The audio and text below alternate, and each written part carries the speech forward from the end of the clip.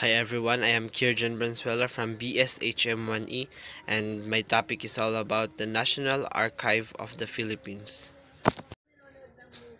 National Archives of the Philippines. So first is, what is the National Archives of the Philippines? It is a task guaranteeing that documents and records are preserved and accessible to the public lies with National Archives. It means that responsibility is to preserve the primary sources of information on Philippine history, so the basic components of cultural heritage and collective memory. These documentary sources are the embodiment of community identities as well as testaments to shared national experience. So ang archive kani ang usa ka lugar na kung asa ang daghan na naadtuan or napuntahan ng mga tao ang mismong katotohanan, data at evidence na mula sa liham, ulat, tala, memo at especially ang mga litrato at iba pang pangunahing mapagkukunan. The National Archives of the Philippines, or Filipino Pambansang Sinupa ng Pilipinas, and the abbreviated by NAP, is an agency of the Republic of the Philippines mandated to collect, store, preserve, and make available archival records of government and other primary sources pertaining to the history and development of the country. Period. It is the primary records management agency tasked to formulate and implement the records scheduling vital records protection programs for the government. Period. The archives as it is in 2007, but its roots can be traced back to at least 19th century during the Spanish colonial government. The National Archives of the Philippines is the home of about 60 million documents from the centuries of Spanish rule in the Philippines, the American and Japanese occupations, as well as the years of the Republic. It is also the final repository of the voluminous notarized documents of the country. The Treaty of Paris on December 10, 1998, established the Office of Archives, or formerly Spanish Division of Archives, under the Americans. The treaty urged the turnover of documents from Spain and the Philippines. Philippine Commission Act No. 273 on October 21, 1901, established the Bureau of Archives under the Department of Public Instructions. Now, it is Department of Education. On May 21, 2007, by means of RA 9470, the first archival legislation after more than a century is the National Archives of the Philippines came into existence, so the administration programs for archival materials. Today, in implementing its mandate, the archives utilizes a two-pronged approach where effective records management goes hand in hand with the development of a sense of pride in one's heritage. To achieve its goals, the archives interacts with other government agencies and the private sector to set up projects which will illustrate how heritage resources can be used for enhancing community life. Materials can be utilized to tourism information, to creative product design and heritage education modules that have revitalized the youth sense of identity and membership in a dynamic, multifaceted nation. The National Archives conducts the National Inventory of Records and Archives and maintains the general records schedule of the government. Aside from its records, management and reference services, it provides technical assistance and continuing education services to the general public. The archives is headed by an executive director, informally called the National Archivist of the Philippines. The current director is Victorino Manalo, appointed by President Benigno Aquino in 2012. So, here are the organization and services of archives. Office of the Executive Director, Office of the Deputy Executive Director, Finance and Administrative Division, Archives Preservation Division, Archives Collection and Access Division, Record Center Division, Records Management Services Division, and Training and Information Division. The archive is currently headquartered in the National Library of the Philippines and maintains offices and facilities in Paco, Manila, Cebu, and Davao. In the archives, holdings are 13 million Spanish-era documents and another 60 million catalog public documents. Some of the oldest records in the archive date back to the rule of first Spanish Governor General of the Philippines, Miguel Lopez de Legazpi, on 1564 to 1572. The holdings are divided into two major collections. We have here the Spanish period collection on 1552 to 19 and American and Republic period collection on 19 to present. So in Spanish period collection, we have here the documents and plans, and the American and Republic period collection, we have here the government agencies, civil records, notarial documents, Japanese war crime records, and cattle brands. Aside from the records of defunct government agencies, the National Archives also houses the records of colleges and universities closed by the Commission on Higher Education. Notably, the archives does not keep a large portion of the Katipunan records, including the Philippine Declaration of Independence, which are currently kept by the National Library of the Philippines in its Philippine Insurgency Records Collection, or UNESCO has suggested for the nomination of important documents from the archives into the Memory of World Register.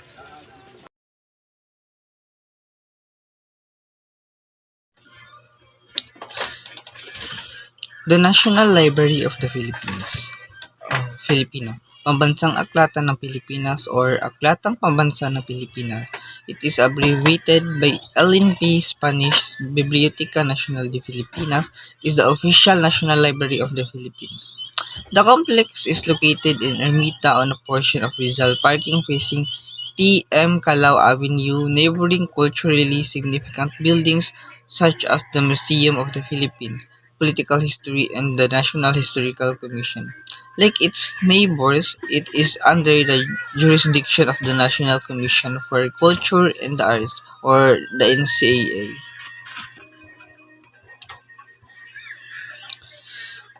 The library is notable for being the home of the original copies of the defining works of Jose Rizal, No Limitang Heri and El Filibusterismo and Mi Ultimo Adios.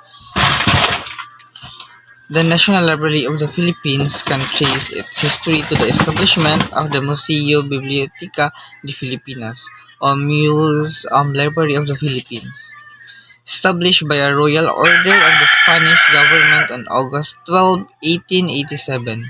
It opened in October 24, 1891 at the Intendencia in Intramuros, the home of the Manila Mint as the Casa de la Moneda with around 100 volumes and with both Julian Romero and Benito Perdiguero as director and archivist librarian.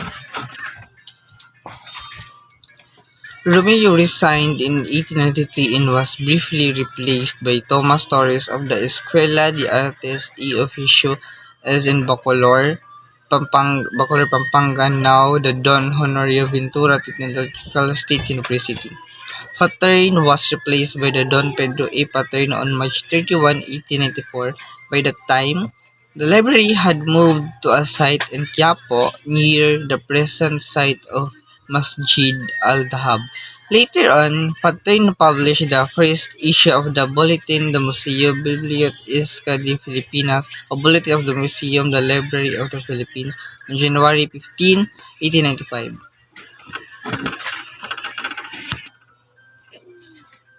The Museo Biblioteca was abolished upon the onset of the American colonization of the Philippines.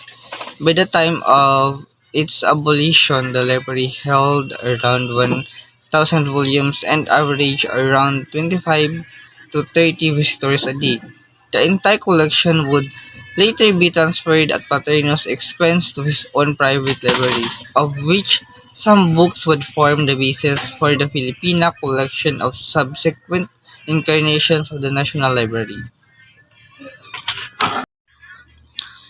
The Philippine Commission formalized the acceptance of the ALC's or the ACL's collection on March 5, 1901 through Act number 96, today observed as the birth date of both the National Library and the public library system. With the ACL, now a Philippines government institution, a board of trustees and three personnel, led by the librarian Nellie Y. Egbert, were appointed by the colonial government. At the same time, the library moved to the Rosario Street, now Quintin Paredes Street, in Binondo before its expansions warranted its move up the street to the Hotel de Orienton Plaza, Calderon de la Barcia in 1904. It was noted in the 1905 annual report of the Department of Public Instruction, the current Department of Education, that the new location was not exactly spacious, but at least it was comfortable and accessible by tramway from almost every part of the city.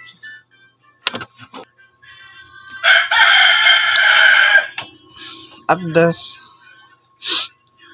at the same time, the ACL acting on its mandate to make its collections available to American servicemen stationed in the Philippines, established 5 traveling libraries serving various, if not unusual, clientele across the islands. In November 1905, the Act No. 1407 placed the library under the Bureau of Education and subsequently moved to its headquarters at the corner of Cabildo, now Morala, and Recoleta Streets in Intramuros, on which today the offices of the Manila Bulletin stand.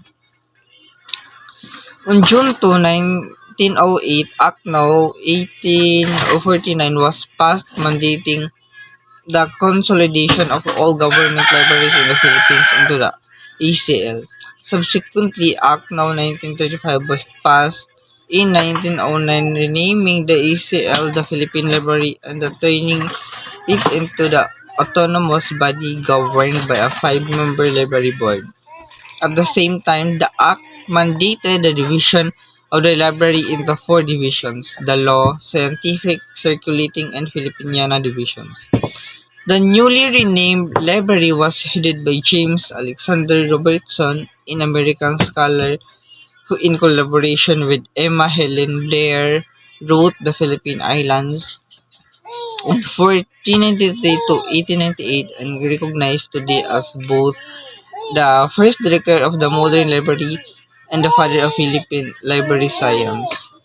Robertson would later abolish the library's subscription fees for books and general circulation in 1914.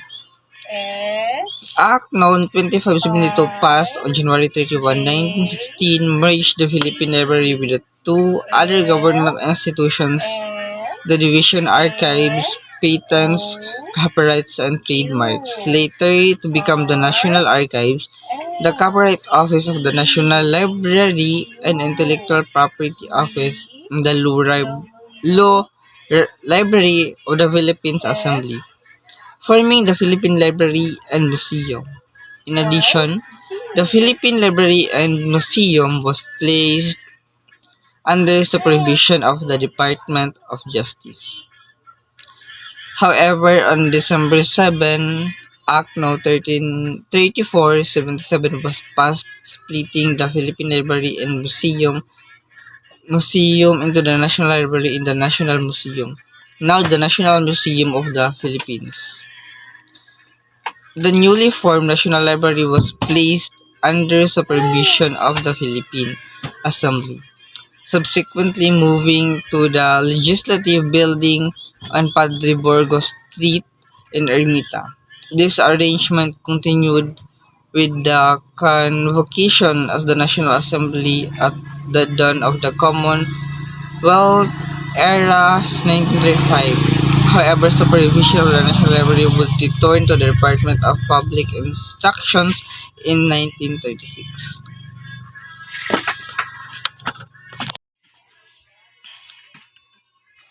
Reconstruction, 1946 to 1964. In 1947, one of the year after the independence of the Philippines from the United States, President Manuel Rojas signed Executive Order No. 94 converting the National Library into an office under Office of the President called the Bureau of Public Libraries. The name change was done reportedly out of sense of the national shame as a result of World War II, with Rojas preferring to emphasize the library administrative responsibilities over its cultural and historical functions. Although the library was offered its original headquarters in the newly rebuilt legislative building, the newly opened Convent Congress of the Philippines forced it to relocate to the old legislative building at the corner of Lipanto, now Loyola, and P. Paredes Streets in Sampaloc, near the current campus of the University of the East.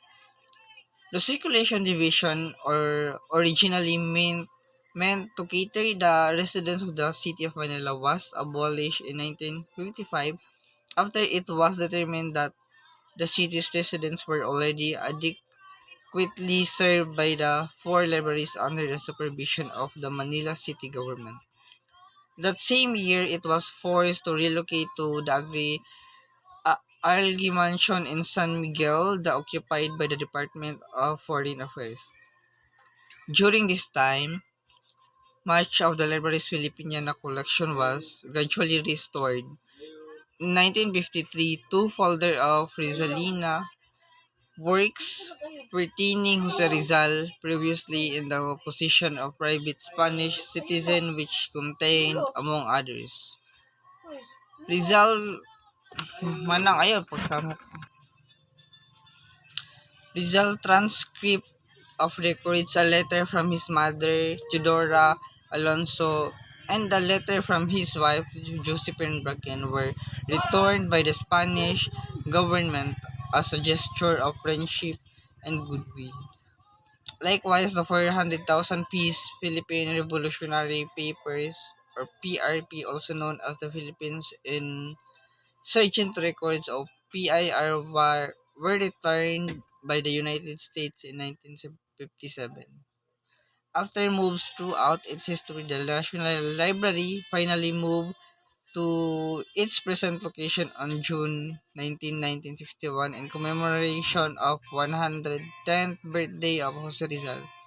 It was renamed back to the National Library on June 18, 1964 by virtue of Republic Act No. 3873. Contemporary history. The Philippine Declaration of Independence was among thousands of items pilfered from the National Library's collection. Although no major changes occurred in the National Library immediately after its relocation, two significant events took place in the 1970s. First, the issuance of Presidential Decree No. 812 on October 18, 1975, which allowed the National Library to exercise the right of legal deposit, and the second, the resumption of work of the Philippine National Bibliography, which has been suspended since 1941. For this purpose, the library acquired its first mainframe computer and likewise trained library staff in its use with the assistance of both UNESCO and the Technology and Livelihood Resource Center. The first edition of the PNB was published in 1977 using simplified mark standards and subsequently updated ever since. The library subsequently purchased three microcomputers in the 1980s and through a Japanese grant. Acquired three IBM PS2 computers and microfilming and reprographics equipment. The library for the blind division was organized in 1988 and subsequently launched in 1994. Scandal arose in September 1993 when it was discovered that a researcher from the National Historical Institute, now the National Historical Commission of the Philippines, later identified as Ronaldo Bayhon, was pilfering rare documents from the library's collections. According to some employees, the pilfering of historical documents dates back to the 1970s when President Ferdinand Marcos began writing a book of the Philippine history titled Tadhana or Destiny using as reference library materials which were subsequently not retired. Having suspected widespread pilferage upon assuming the dictatorship in 1992, then Director Adoracion B. Mendoza sought the assistance of the National Bureau of Investigation in recovering the stolen items. Some 700 items were recovered from an antique shop in Ermita and Bayhon was arrested. Although convicted of thieves in July 1996, Bayhon was sentenced and absentia and still remains at large. The chief of the Filipina division of the time, Maria Luisa Moral, who was believed to be involved in the scandal, was dismissed on September 25, but subsequently acquitted on May 29, 2008. Following Bayhon arrest, Mendoza made several appeals calling on the Filipino people to return items pilfered from the library's collection without criminal liability. Around 8,000 documents, including the original copy of the Philippine Declaration of the Philippines, Independence of the Philippines, among others, were subsequently returned to the library by various persons, including some 6,000 borrowed by a professor of the University of the Philippines